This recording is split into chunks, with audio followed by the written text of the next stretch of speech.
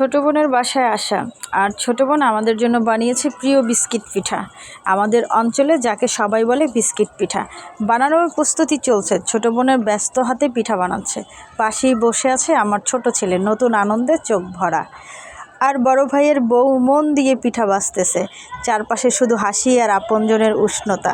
সবাই মিলেমিশে একটু বেড়াতে এসেছিলাম, কিন্তু কথা, হাসি আর ভালোবাসা দেখতে দেখতে সময় কোথায় যে ফুরিয়ে গেল তা কেউ টেরই পেলাম না। এই তো জীবন, আপন মানুষ আর ঘরের স্বাদে ভরা কিছু মুহূর্ত। দেখেন পিঠাগুলো বাজতেছে আমার বড় ভাবি। আর ভাবলাম আমি একটু ভিডিও করি। এটাকে বিস্কিট পিঠা বলে আমাদের অঞ্চলে, একদমই খুবই বিখ্যাত, হ্যাঁ, বরিশালে। তো আমি যে বরিশালের হয়তো অনেকেই জানে না।